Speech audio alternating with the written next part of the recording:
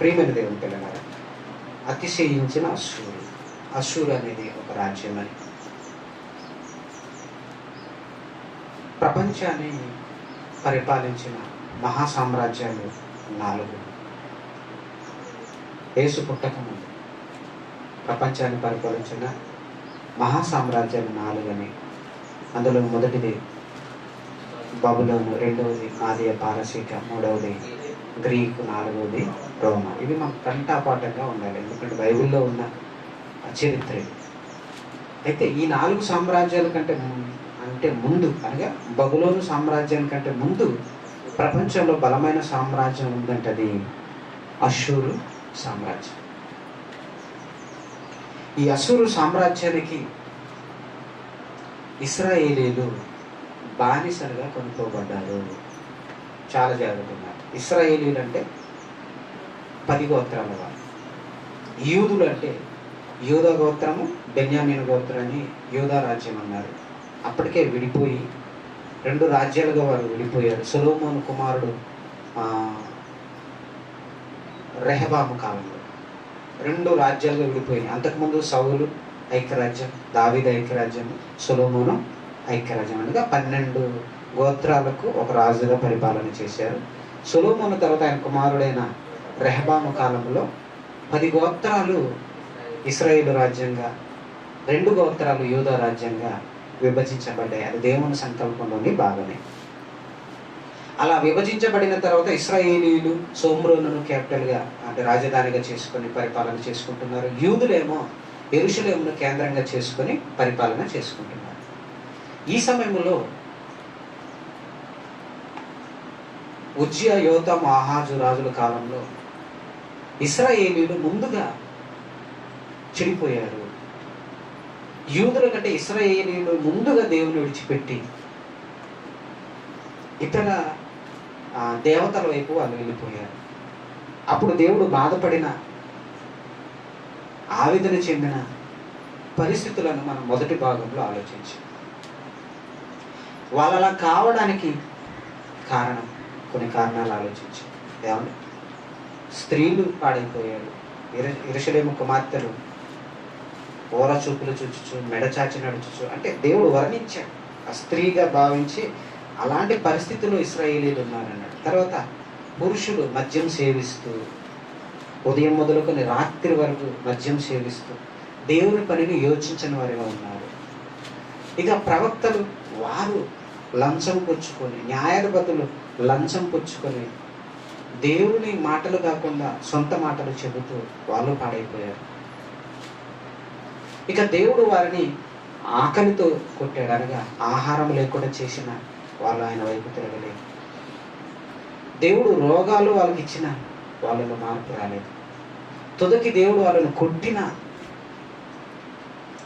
అనగా ఇతర రాజ్యాలు వచ్చి వారిని జయించి వాళ్ళ దగ్గర ఉన్నది దోచుకొని పోయిన వాళ్ళలో మార్పు రాలేదు.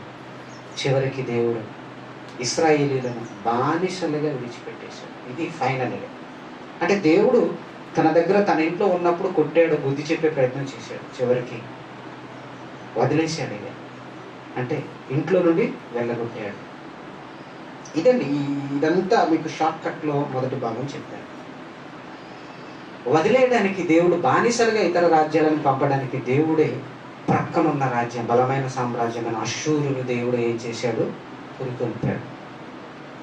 ఇది మొదటి భాగంలో. అశ్షూరును దేవుడు సెలెక్ట్ చేసుకున్నాడు. మంగళకత్తి లాంటి అశ్షూరు కూలికి తెచ్చుకున్నానంటాడు దేవుడు. కూలికి తెచ్చుకున్నానంటాడు. యెషయా గ్రంథం చూద్దామట. యెషయా గ్రంథము 7వ అధ్యాయము 20వ వచనాన్ని చదువు. యెషయా గ్రంథము బైబిల్ అంటే ఎంత గొప్పది, ఎంత మంచి చరిత్రలు దేవుడు రాయించాడు. అందుకే బైబిల్లో మనము నేర్చుకోవాలి, ఎక్కువ చదవాలి, ఎక్కువ ఆలోచించాలి. ఇదే దేవునికి ఇష్టమైన పని. యెహోవాను గూర్చి జ్ఞానము సంపాదించుకుందాము రండి అంటారు. అంటే దేవుని గురించిన జ్ఞానం మనకుంటే మన భక్తి చాలా బాగుంటుంది. చదువుదాం. ఆ దినమున యెహోవా నది యూఫ్రటీసు అద్దరి నుండి కూలికి వచ్చు మంగళ కత్తి చేతను అనగా అశ్షూరు రాజు చేతను తల వెంట్రుకలను కాళ్ళ వెంట్రుకలను క్షౌరము చేయించును, అది గడ్డము కూడా గీచివేయును. ఎవరైనా తెచ్చుకున్నాడట మంగళ కత్తిగా? అశ్షూరుని కూలికి తెచ్చుకున్నాడట. ఏమండి, అశ్షూరీయులను దేవుడు కూలికి తెచ్చుకొని తన ప్రజలైన ఇశ్రాయేలీలను వాళ్ళకి అప్పగించడానికి దేవుడు ఒక ప్లాన్ ప్రకారమే చేస్తాడండి. అంటే వాళ్ళని విడిచిపెట్టేస్తున్నాడు దేవుడు. ఇప్పుడు అశ్షూరీయులను దేవుడు పిలిచాడు, వాళ్ళని బలపరిచాడు దేవుడు. అంటే వీళ్ళని ఇశ్రాయేలీలను వాళ్ళకి అప్పగించడానికి దేవుడు ఏం చేశాడంటే అశ్షూరీయులను బలపరిచాడు. అర్థమవుతుందా? నా మాట చాలా జాగ్రత్తగా. ఇశ్రాయేలీలైన దేవుని పిల్లలను వాళ్ళకి అప్పగించడానికి అన్యజనులైన అశ్షూరీయులను దేవుడే బలపరిచాడు. వీళ్ళకి బుద్ధి రావాలని. ఎంతైనా కన్న తండ్రి పిల్లల మీద కోపపడినా, ఒక దెబ్బ కొట్టురాని పక్కనోడికి అప్పగిచ్చినా వాడు దెబ్బ కొట్టాలి తప్ప దొరికింది ఛాన్స్ అని 4-5 కొట్టాడు అనుకోండి, కోపం ఎడదిరుగుతుంది. కన్నవాడిని ఒకటి కొట్టమంటే ఒకటే కొట్టాలి. అశ్షూరు ఏం చేసిందంటే ఇదే ఛాన్స్ అనుకుని ఏం చేసిందో ఇప్పుడు చదువు 10వ అధ్యాయంలో మనం చేస్తే, ఈ అశ్షూరీయులు అతిశయించడానికి కారణము మనకి ఈ పాఠంలో మనం అర్థమవుతుంది. ఏమంటే 10వ అధ్యాయం 5వ వచనం నుండి మనం చదువుతాం. ఇప్పుడు ఇది తెలియాలి. విషయం ఏంటంటే ఇప్పటికీ, అంటే ఈ యెషయా గారు ప్రవచించే సమయానికి ఇశ్రాయేలీయులు ఇంకా బానిసలుగా అశ్షూరీయులకు అప్పగించబడలేదు. చాలా జాగ్రత్త. బైబుల్ ఎలాంటిదంటే సందర్భం చాలా అవసరం. ఈ ప్రవక్త యెషయా గారు ప్రవచించే సమయానికి రాజులు ఎవరు ఉన్నారంటే మొదటి అధ్యాయంలో ఉజ్జియా, యోతాము, ఆహాజు, హిజ్కియా. ఈ రాజుల కాలంలో రెమల్యా కుమారుడైన పెకహు ఉన్నాడు. పెకహు తర్వాత మరలా ఇంకా 2 రాజులు వస్తారు. ఏమంటే అప్పుడు కదా ఆ పెకహు తర్వాత మరొక రాజు ఓషియా వస్తాడు. ఏమంటే ఓషియా కాలంలో ఏమండి ఇశ్రాయేలీయులు బానిసలుగా వెళ్తారు. కానీ ఇది ఎప్పుడు పెకహు కాలంలో ఉన్నాయి. పెకహు ఆ రాజు కాలంలో, ఇశ్రాయేలు రాజు అయిన పెకహు కాలంలో ప్రవచనం ఇది. అప్పటికి ఇంకా జరగలేదు, భవిష్యత్తులో జరిగేదని దేవుడు చెప్తున్నాడు. ఇశ్రాయేలీయులని అప్పగిస్తానని చెప్తున్నాడు. చెప్పిన దేవుడు ఇశ్రాయేలీయులను బానిసలుగా అశ్షూరీయులకు అప్పగిస్తానని చెప్పిన దేవుడు అశ్షూరీయులు ఇశ్రాయేలీయులను అలా అనుకోనకంటే దేవుడు మాకు అప్పగించాడని అనుకోకుండా తన బాహుబలం వలన వీళ్ళు మాకు బానిసలు అయ్యారని వాళ్ళని హింసిస్తారని, కనుక భవిష్యత్తులో అశ్షూరుకి కూడా శ్రమ ఉంటుందని ముందుగానే చెప్తున్నాడు. నీకు అర్థమవుతుందో లేదు? అంటే ఇంకా జరగలేదు, జరగకముందు భవిష్యత్తులో ఇశ్రాయేలీయులు మీకు అప్పగించబడతారు. మీరు దొరికింది ఛాన్స్ అని అశ్షూరీయులు వాళ్ళని హింసిస్తారు. అశ్షూరీయులకు కూడా శ్రమ పెడతాను నేను అంటున్నాడు దేవుడు. అది చెప్తున్నాడు. ఇప్పుడు చదువు. అశ్షూరీయులకు శ్రమ, వారు నా కోపమునకు సాధనమైన దండం. ఎవరు? అశ్షూరీయులు. సాధనం అంటే పనిముట్టు. దేవుడు కోప్పడ్డాడు ఎవరి మీద? ఇశ్రాయేలీయుల మీద. ఇప్పుడు ఇలా దండించడానికి ఒక పనిముట్టు కావాలి. ఆ పనిముట్టు అశ్షూరీయులను దేవుడు సెలెక్ట్ చేసుకున్నాడు. అదే చెప్తున్నాడు, అశ్షూరీయులకు శ్రమ. వాళ్ళకెందుకు శ్రమ అంటే అదే చెప్తున్నాడు, వారు నా కోపమునకు సాధనమైన దండము, నా దుడ్డికర్ర, నా ఉగ్రత వారి చేతిలో ఉన్నది. భక్తిహీనులకు జనముల మీదకి నేను వారిని పంపుదును. దోపుడు సొమ్ము దోచుకొనుటకును కొల్ల పెట్టుటకును వీధులను త్రొక్కుటకును నా ఉగ్రత పాత్రలకు జనములు కూర్చి వారికి ఆజ్ఞాపించేదను. నా ఉగ్రత పాత్రలు, ఉగ్రత పాత్రలు ఎవరు? ఇశ్రాయేలీయులు. ఈ పాత్రను పగలగొట్టడానికి సాధనం ఎవరు? అశ్షూరీయులు. ఎంత బాగా దేవుడు చెప్తున్నాడు అంటే దేవుడు మనసులోనికి వెళ్ళి ఆలోచించాలి మనం. ఇప్పుడు అశ్షూరీయులను ఒక దండముగా దేవుడు సెలెక్ట్ చేశాడు. ఇశ్రాయేలీయులను ఉగ్రత పాత్రలుగా పగలగొడుతున్నాడు. అయితే ఏమండి, అయితే వీళ్ళు ఏమనుకున్నారట? అశ్షూరీయులు వీళ్ళు ఏమనుకుంటారో కూడా ముందు రాయించాడు దేవుడు. వీళ్ళు ఏమనుకుంటారట? అయితే 7వ వచనం చదవండి ఒక వెంటనే. అయితే అతడు అలాగనుకున్నాడు. ఎవరు? అశ్షూరీయుడు, అశ్షూరు రాజు, అశ్షూరు రాజ్యం అలా అనుకోదు. అది అతని ఆలోచన కాదు. నాశనము చేయవలెననియు చాలా జనములను నిర్మూలము చేయవలెననియు అతని ఆలోచన. ఎవరి ఆలోచన? దేవుడేమో ఒక ఆలోచనతో అశ్షూరీయులతో ఇశ్రాయేలీలకు బుద్ధి కలిగించడానికి, అశ్షూరీయులను తన సాధనంగా దేవుడు వాడుకోవడానికి అశ్షూరీయుని బలపరిస్తే, అశ్షూరు రాజు అట్లా అనుకోడట. నాశనం చేయడానికి అవకాశం దొరికింది కదా, అది నా ఆలోచన, నేనే నా బలము చేత వారిని నిర్మూలము చేస్తున్నానని వాడనుకుంటాడట. తర్వాత నా అధిపతులందరూ మహారాజులు కారా? అశ్షూరు అనుకునే మాట. అశ్షూరు ఏమనుకుంటున్నా? నా అధిపతులందరూ మహారాజులు, ఎందుకంటే నా బలము, నా సామ్రాజ్యం చాలా గొప్పది. తర్వాత కల్నో కర్క మిషే వలె నుండలేదా, హమాతు అర్పాదు వలె నుండలేదా, సోమ్రోను దమస్కు వలె నుండలేదా. వీడు ఏం మాట్లాడుతున్నాడు? ఓవర్ అయిపోతున్నాడు. అవకాశం దొరికింది కదా అని ఓవర్ అయిపోతున్నాడు. చెప్తున్నా కదా, అశ్షూరు ఎందుకు అతిశయించిందో అర్థమవుతాయి. అతిశయం అనేది ఎంత ప్రమాదమో మనకు అర్థం కావాలి. పాఠంలో ప్రధాన ఉద్దేశం. అశ్షూరు అంటుంది, అంతకుముందు వాళ్ళు ఎవరి మీదకి వెళ్ళారట? కల్నో కర్కమిష మీదకి వెళ్ళారు, అక్కడ విజయం సాధించారు. తర్వాత హమాతు అర్పాదుకు వెళ్ళారు, అక్కడ విజయం సాధించారు. అక్కడికి వెళ్ళిన తర్వాత వారు అశ్షూరు కర్కమిషే కానీ కల్నో కానీ వాళ్ళకంటూ దేవతలు ఉంటారు కదా, వాళ్ళు నన్ను ఏం చేయలేకపోయారు. అదేవిధంగా హమాతు అర్పాదు కూడా ఆక్రమించాను నేను, వాళ్ళు ఏమీ చేయలేకపోయారు. ఇక అదే విధంగా నేను సోమ్రోను మీదకి, దమస్కు మీదకి వెళతా కదా. సోమ్రోన్ అంటే ఎవరు? ఇశ్రాయేలీయుల కేంద్రం. అది వాళ్ళ రాజ్యాన్ని ఆక్రమించిన నేను వీళ్ళ రాజ్యాన్ని ఆక్రమిస్తున్నాను. వీళ్ళకు దేవుడు ఉన్నాడు కదా, యెహోవా. యెహోవా కూడా అలాంటి వాడే కదా, అందరు లాంటి వాడే కదా అనుకుంటున్నాడు. వాడు అలా అనుకుంటాడు. దేవుడు వాడు మైండ్ చూడు ముందే చెప్పేశాడు. అదండి దేవుడు అంటే. మన భవిష్యత్తు తెలుసు దేవుడికి మన భవిష్యత్తు తెలుసు. నెక్స్ట్ 7 కంటిన్యూ చేద్దాం. కావున ఇప్పుడు దేవుడు ఏం చేస్తాడంటే 12వ వచనం, కావున సియోను కొండ మీదను యెరూషలేము మీదను ప్రభు తన కార్యమంతా నెరవేర్చిన తర్వాత, అంటే సియోను కొండ మీదను యెరూషలేము మీదను తన కార్యం, దేవుడికి ఒక ఆలోచన ఉంది. ఇశ్రాయేలీయులను కొట్టాలి, వీళ్ళను బానిసలుగా పంపాలి. ఎందుకంటే పాడైపోయారు ఇశ్రాయేలీయులు. 2 జనాంగాలతో పోల్చి మాట్లాడతాడండి. మీకా గ్రంథంలో మాట ఉంటుంది, మీకా గ్రంథంలో ఆ మాట ఉంటుంది. 2 జనాంగాలు, ఒకటి ఓలీబా, మరొకటి ఒహోలీబా. ఈ 2 జనాంగాలను 2 స్త్రీలతో పోల్చి మాట్లాడతారు. ఆ 2 నాకు భార్యలు, అంటే దేవుడు భార్యాభర్తల బంధం మనకు తెలుసు కాబట్టి పోల్చి మాట్లాడుతున్నాడు. అంటే యూదా జనాంగము, ఇశ్రాయేలు జనాంగము. ఇప్పుడు ఇశ్రాయేలీలు పెద్దవాళ్ళు, పెద్దది ఏమో పెద్ద భార్య ఏమో ఇశ్రాయేలు, చిన్న భార్య ఏమో యూదా. అంటే పోల్చి మాట్లాడతాడు. భార్య అనగానే మనం అనుకున్నట్టు ఊహించకండి, దేవుడికి మనలాంటి దేహం లేదు. మనకి ఇప్పుడు భూమి మీద ఉన్న మనకి భార్య భర్తలు అనగానే ప్రేమ అనురాగాలు, ఈ ఆప్యాయతలు, వీటితో పాటు మనకి లైంగిక కోరికలు కూడా మనం తీర్చుకుంటాం. ఎందుకంటే శరీరం ఉంది కాబట్టి భార్య భర్తల మధ్య బంధంలో అదొక భాగం. అది దేవుడు పెట్టిన మంచి ఒక క్రమం. మరి దేవుడికి ఏంటి? దేవుడికి మనలాంటి కోరికలు లేవు. దేవుడికి అసలు శరీరమే లేదా. కాకపోతే ఆ బంధం మనకు అర్థం కావాలి. ఒక భార్య ఒక భర్త మోసగిసి ఎంత బాధపడతాడో భర్త, దాన్ని పోల్చి మాట్లాడుతున్న మాట. ఏమండి?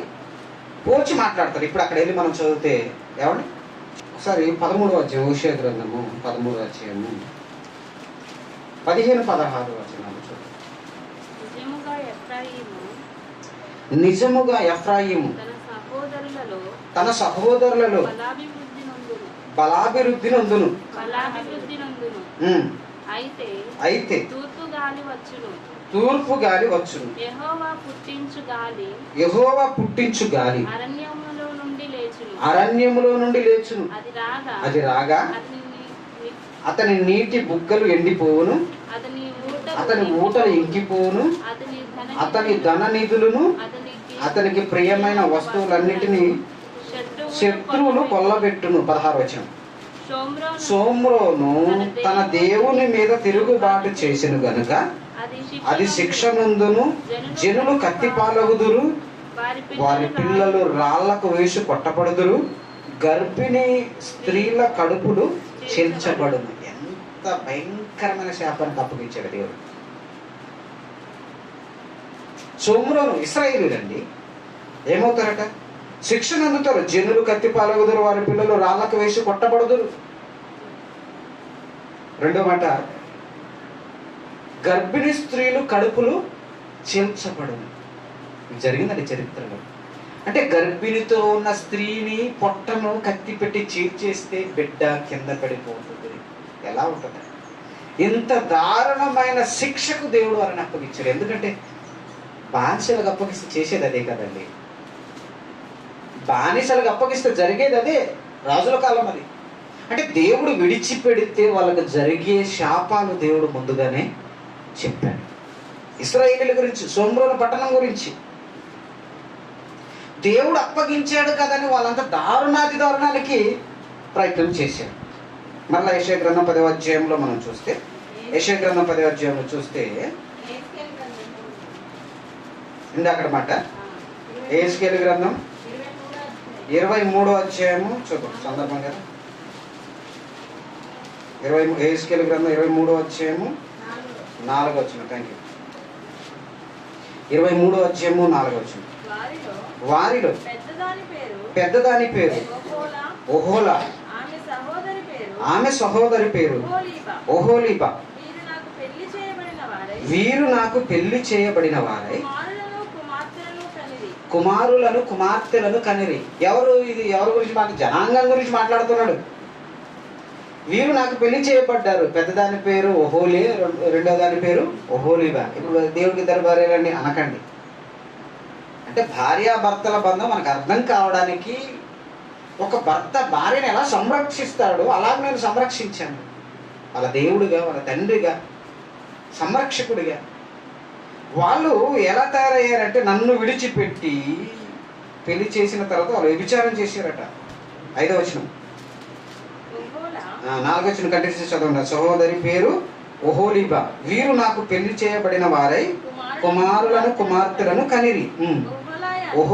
ఒహోలాయను పేరు సోమ్రోను పెద్దది. ఒహోలీబాయను పేరు యెరూషలేమునకు చెందునవి. 5వ వచనం, ఒహోలా నాకు పెళ్లి చేయబడినను వ్యభిచారము చేసి తన విటకాండ్ర మీద బహుగా ఆశ పెట్టుకుని ధూమ్ర వర్ణ వస్త్రములు ధరించుకొని సైన్యాధిపతులను, అధికారులను, అందము గల యవ్వనులను, గుర్రములెక్కి రౌతులను అగు అశ్షూరు వారిని మోహించెను. వ్యభిచారం దేవుని దృష్టిలో వ్యభిచారం ఏంటో తెలుసా? ఆయనను విడిచిపెట్టి పోవడమే, మరొకరిని ఆశ్రయించడం దేవుని దృష్టిలో వ్యభిచారం. అంతే కదా. ఒక భర్తకి భార్య, భర్త కాకుండా మరో పురుషుడితో అక్రమ సంబంధం పెట్టుకుంటే దాన్ని వ్యభిచారం అంటారు. అలానే భర్త భార్య కాకుండా వేరే స్త్రీతో సంబంధం పెట్టుకుంటే వ్యభిచారం అంటారు. ఇప్పుడు ఇశ్రాయేలీయులు, యూదులు, దేవుని పిల్లలైన వారు, దేవునికి భార్యలుగా చెప్పబడిన జనాంగము, దేవుని విడిచిపెట్టినందుకు దేవుడు వారి మీద మోపుతున్న నేరం వ్యభిచారం. ప్రధానంగా ఇశ్రాయేలీయులు మొదటిగా మనం చూస్తున్నాం. ఇలా వాళ్ళు వ్యభిచారులుగా దేవునికి కల్పిస్తే దేవుడు వారిని విడిచిపెట్టాడండి. విడిచిపెట్టి అశ్షూరీయులకు అప్పగిచ్చాడు. ఈ అశ్షూరీయులు దొరికిందే ఛాన్స్ అని వాళ్ళు మాట్లాడుతున్నారు. ఇప్పుడు దేవుడు అంటున్నాడు 12వ వచనం 10వ అధ్యాయంలో, కావున సీయోను కొండ మీదను యెరూషలేము మీదను ప్రభు తన కార్యమంతయు నెరవేర్చిన తర్వాత నేను అశ్షూరు రాజు యొక్క హృదయ గర్వ ఫలమును బట్టి, అతని కన్నులే అహంకారపు చూపును బట్టి అతన్ని శిక్షింతును. ఇదేంటండి? వాళ్ళని శిక్షించడానికి అశ్షూరుని దేవుడు పురుగొల్పిన దేవుడు. అశ్షూరు వచ్చిన తర్వాత హృదయ గర్వముతో దేవుడే ఇశ్రాయేలీయులను వారికి అప్పగిస్తే ఇశ్రాయేలీయుల దేవుడిని కూడా తక్కువ చేసి మాట్లాడాడు. అదే కర్కమిషలో ఉన్న వారికి జరిగే వాళ్ళ దేవుడు ఏమైనా చేశారా? హమాతు, అర్పాదు వాళ్ళ దేవతలు ఏమైనా చేశారు? అలాగే సోమ్రోను దమస్కుకు కూడా ఇదే జరుగుతుంది కదా. అంటే యెహోవా దేవుణ్ణి టార్గెట్ చేసి మాట్లాడుతున్నాడు. మరి వీడికి ఇవ్వాలి కదా, భవిష్యత్తు చెప్తున్నాడు. వీడికి కూడా భవిష్యత్తు ఏంటో తెలుసా? వాడి హృదయ గర్వాన్ని నేనేం చేస్తాను తెలుసా? అణుచుతానంటున్నాడు దేవుడు, అణుచుతానంటున్నాడు. అతిశయం కదండి ఇది, మనిషికి అవకాశం వస్తే అతిశయం. కానీ దేవుడు వెనకాల ఆలోచన వేరుంటది. 13వ వచనం, అతడు ఏమనుకుంటాడు? అశ్షూరు రాజు అతడు, నేను వివేకిని, నా బాహుబలము చేత బుద్ధి చేతను అలాగు చేసి తిని, నేను జనముల సరిహద్దులను మార్చి వారి ఖజానాలను దోచుకుంటుని, మహాబలిష్ఠుడునై సింహాసనాసీనులను త్రోసివేసి తిని, పక్షి గూటిలో ఒకడు చేయి వేసినట్టు జనముల ఆస్తిని నా చేతకు చిక్కెను. ఒకడు విడవబడిన గుడ్లను ఏరుకున్నప్పుడు రెక్కలు ఆడించినది అయినను, నోరు తెరిచినది అయినను, కిచకిచలాడినది అయినను లేకపోవునట్లు నిరభ్యంతరముగా నేను సర్వలోకమును ఏరుకొనుచున్నానని అనుకొనును. అంటే ఇక్కడ జరగలేదు, ఇంకా స్టార్ట్ అవ్వలేదు. అనుకుంటాడు, వాడు వస్తాడు, ఒకడు అశ్షూరు అనుకుంటాడు. దేవుడి ముందే చెప్తున్నాడు. మరి ఇప్పుడు వాడికి పాఠం చెప్పాలి కదా. దేవుడు అంటున్నాడు, నెక్స్ట్ వచ్చిన అంటున్నాడు, దేవుడు అంటున్నాడు, గొడ్డలి తనతో నరుకువాని చూసి అతిశయపడును. ఆలోచించండి అంటున్నాడు దేవుడు, గొడ్డలి తనతో నరుకువాని చూసి అతిశయించును. అంటే ఒక గొడ్డలి అనేది ఒక పనిముట్టు అండి.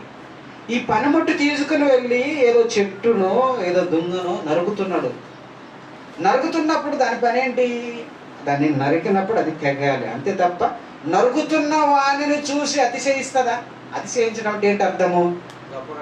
నరికే వాడి కంటే గొప్పదాని నేను లేకపోతే అసలు ఈ చెట్టే తెగదు. నువ్వు కాకపోతే కోట కత్తితో నరుకుతాడు. పనిముట్టు ఉపయోగపడాలే తప్ప పనిముట్టును ఉపయోగిస్తున్న వాడి మీద అతిశయపడకూడదు. మనం ఎవరమండి? దేవుని పనివారులం. దేవుని పనివారులం. దేవుని పని చేయాలి. పని చేయకుండా కొంతమంది ఏం చేస్తారు? నేను లేకపోతే జరగదండి అంటే దానికి అర్థం ఏంటి? అంటే దేవుని పని నేను లేకపోతే జరగదంటున్నావా? పనిముట్టు, నువ్వు పనిముట్టువి, నువ్వు కాదు కదా. ఎవ్వరు లేకపోయినా దేవుడు తన పనిని జరిగించుకుంటాడు. గొడ్డలు అంటుందట, తనతో నరుకువాని చూసి అతిశయపడును. గొడ్డలి అతిశయపడుతుందా? పడదు. రంపము తనతో కోయివాని మీద పొగుడుకునునా? అసలు నా కోత మామూలు కోత కదండి. రంపం పట్టుకుని కోసేవాడు లేకపోతే దాని కోత పనికిరాదు. రంపము కోయివాని కంటే పొగుడుకుంటుందా? చదువు నెక్స్ట్. కోల తన్నెత్తు వాణిని ఆడించునట్లును. కోల అంటే యుద్ధం చేసేటప్పుడు ఒక పొడుగాటి కర్ర అండి, దాన్ని కోల అంటారు. కోల తనను ఎత్తు వాణిని చూసి ఆడించినట్లును. కోలను ఎత్తి ఆడిస్తాడండి యుద్ధం చేసేవాడు. కరసాము అంటారు దాన్ని. కరసాముతో కోల అంటే చివరిన ముళ్ళు ఉంటుంది. యుద్ధం చేసేటప్పుడు బల్లెంగా వాడతారు దాన్ని. బల్లెం వేరు కానీ అంటే కోల అందులో ఒక భాగం. తర్వాత దండము నెక్స్ట్. కర్ర కాని వాణిని ఎత్తినట్లు ఉండును కదా.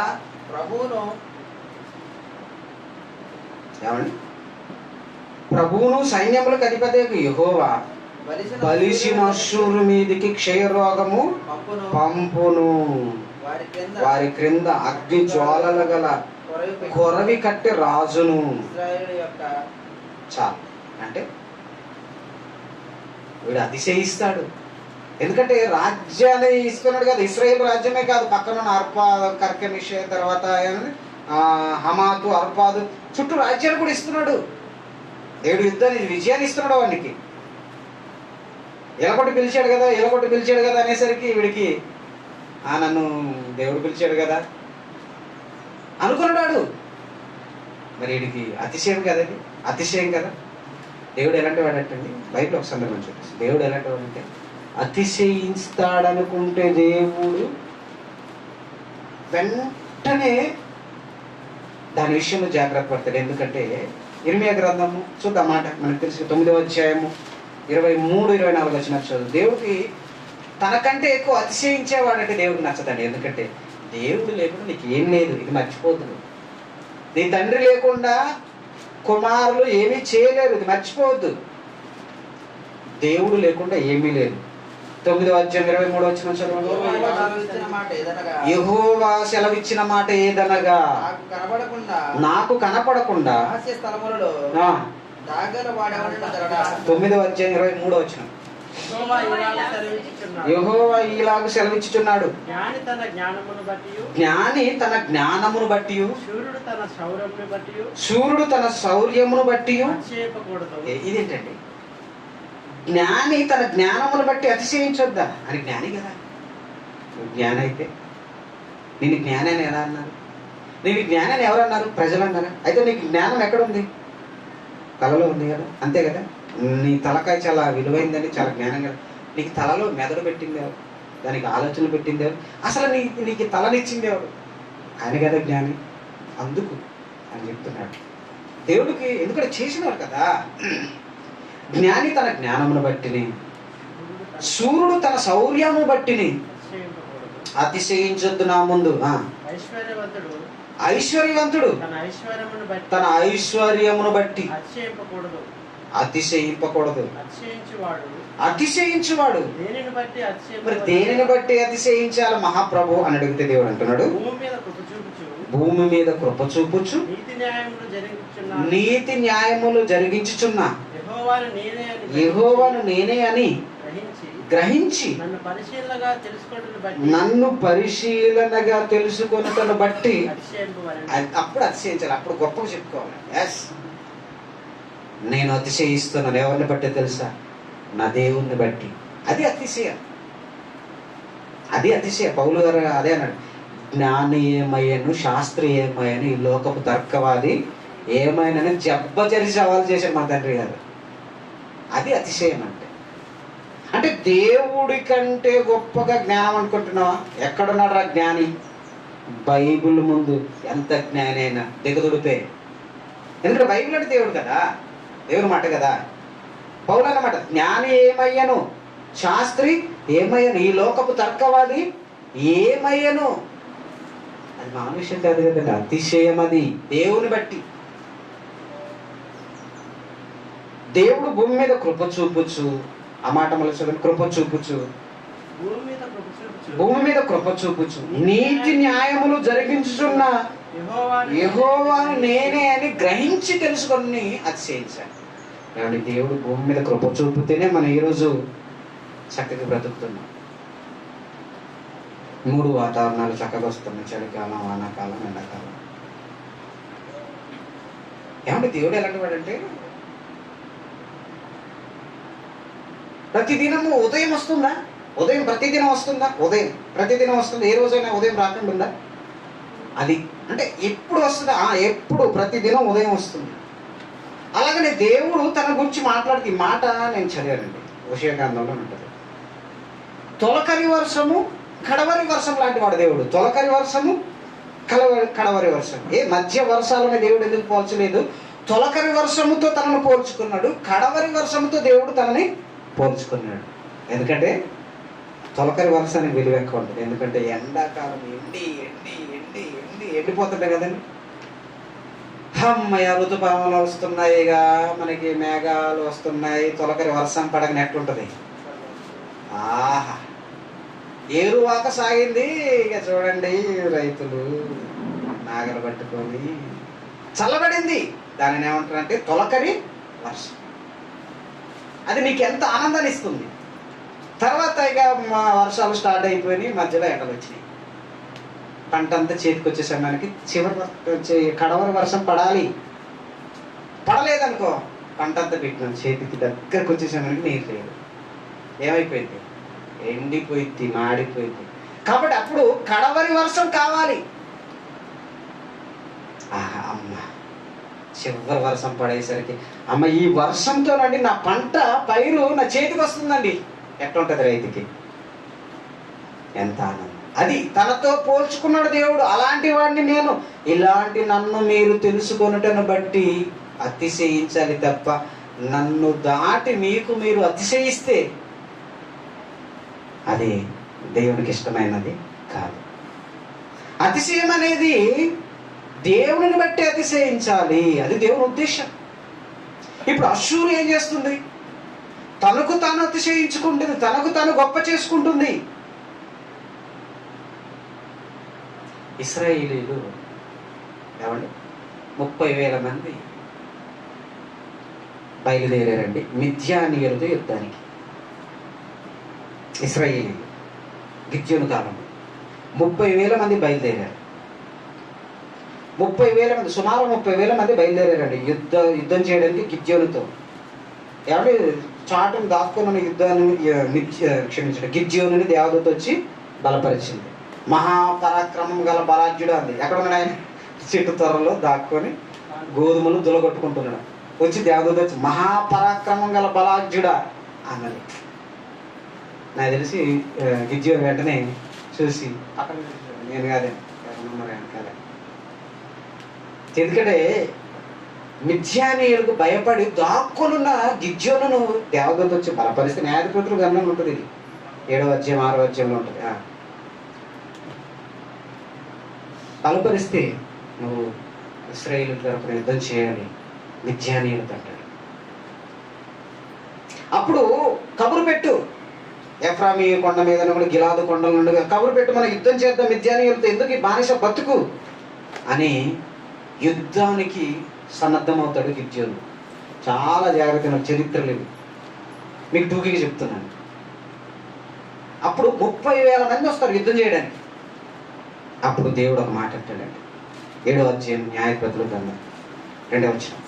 చెప్పాను కదా, మీరు ఎప్పుడు వినని సంగతులు, ఎప్పుడు వినని కోణంలో చెప్పే ప్రయత్నం చేస్తున్నాం. చక్కగా నేర్చుకున్న బైబిల్ని అలా మీకు చెప్పడం వల్ల ఉద్దేశం ఏంటంటే మీరు కూడా బైబిల్ చదవాలని, మీరు కూడా జ్ఞానవంతులు కావాలని, దేవుని ఆలోచన లోతులకు వెళ్ళాలండి. మన లోతు నామకార్థ వేషధారణ క్రైస్తవులకు అర్థం కాకూడదు. మనం మాట్లాడినప్పుడు వాళ్ళు అంటారు, బా మీరు జ్ఞానవంతులండి. అది దేవుని బట్టి నీకు అతిశయం. 7వ అధ్యాయం 2వ వచనం చదువు. 7వ అధ్యాయం 2వ వచనం. యెహోవా నీతోనున్న జనులు ఎక్కువ మంది, నేను వారి చేతికి మిద్యానీయులను అప్పగించను. ఇశ్రాయేలీయులు నా బాహుబలము నాకు రక్షణ కల్పించనని నా మీద అతిశయించుదురేమో. చూడండి ఇక్కడ అవుదాం. ఏమండి, ఇంతకీ మిద్యానీయులతో యుద్ధానికి వెళ్ళడానికి 30,000 మంది వీళ్ళు పోనీ మిద్యానీయుల కంటే ఎక్కువ అనుకుంటున్నారా?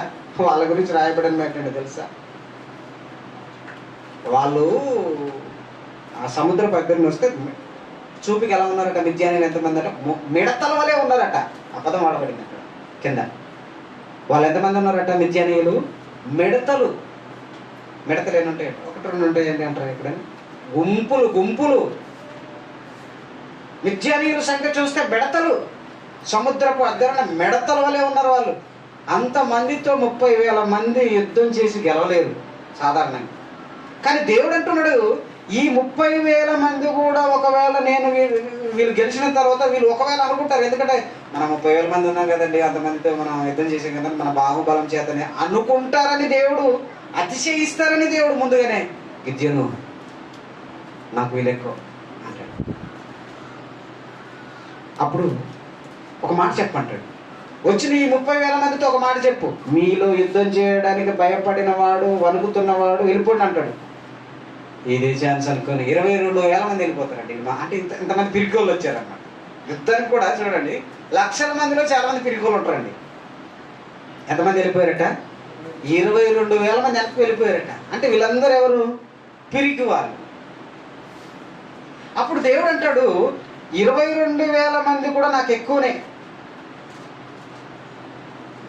ఏమండి, సుమారుగా 30 దగ్గర 32,000 మంది. సరే, లాస్ట్కి ఎంతమంది మిగిలారంటే 10,000 మంది మిగిలారు. ఈ 10,000 మంది కూడా నాకు ఎక్కువే, కాబట్టి వీళ్ళని తీసుకుని వెళ్ళి నదిలో దించు, నీళ్ళు తాగుతారు అన్నాడు. అక్కడ నేను చెప్పింది చెయ్యి, వాళ్ళని సెలెక్ట్ చేయన్నాడు. నదిలోకి వెళ్ళిన తర్వాత కొంతమంది నీళ్లు తాగుతున్నారు, కొంతమంది మోకాళ్ళు అంగి దోసులతో తీసుకొని నీళ్ళు తాగారు. కొంతమంది నిలబడి నిలబడి అంటే వాళ్ళ మోకాలు వంగలేదు, అక్కడ మోకాలు వంగకుండా నాలుగుతో గతికారు, అంటే నాలుగుతోనే తాగారు. ఇప్పుడు దేవుడు అంటాడు, నాలుగుతో గతికిన వారిని అందరిని వేరు పెట్టు, మోకాలు వంగి నీళ్లు త్రాగిన వారిని వేరు పెట్టు. ఈ మోకాలు వంగి నీళ్లు తాగిన వారిని అందరిని ఇంటికి పంపించు, నాలుగుతో గతికిన వారిని, అంటే వీళ్ళు మోకాలు వంగకుంటే గతికారంటే వీళ్ళు వంగబడి తాగుంటారు అంతే కదా. మోకాలు వంగలేదు, వీళ్ళు దోశలతో తీసి గతికారా ఏందో మనకి అక్కడ తెలియదు. కానీ వీళ్ళు 300 మంది, ఈ 300 మంది తీసుకొని మిద్యానీయులకు యుద్ధానికి పొమ్మన్నాడు దేవుడు. 300 మందితో సముద్రంలో నదిన ఇసుక మిడతల వలె ఉంటున్న మిద్యానీయులతో యుద్ధానికి తీసుకెళ్ళి వారికి విజయం ఇచ్చాడు దేవుడు. వాళ్ళు కూడా యుద్ధం చేయలేదండి. ఏం చేశారు? మనిషికి ఒక బోర్ ఇచ్చాడు, మనిషికి ఒక కొండ ఇచ్చాడు, మనిషికి ఒక దివిటి ఇచ్చాడు. ఇది యుద్ధ సామాగ్రి. ఆలోచన ఒక్కొక్కడు బోర సంకలో పెట్టుకొని, కొండ పట్టుకొని, ఒక దివిటి పట్టుకొని వెళ్ళిపోయి ఆ కొండ కింద పగలగొట్టి అందరూ లైన్ మొత్తం చుట్టూ తిరిగి, వాళ్ళు ఎక్కడైతే ఉన్నారో దాని చుట్టూ కొండల మీద వీళ్ళు తిరిగి ఆ కొండ చేత పట్టుకుని వెళ్ళిన వారు కొండను అందరూ ఒకేసారి ఒకరి తర్వాత ఒకరు డబ్బు కింద పగల కొడితే ఏం శబ్దం వస్తుంది? కొండ శబ్దం వస్తుంది, బాగుంటుంది, పెద్ద శబ్దం వస్తుంది. వెంటనే బూర ఊదుతూ దివిటీలు వెలిగించి ఇలా పైకి పట్టండి అని.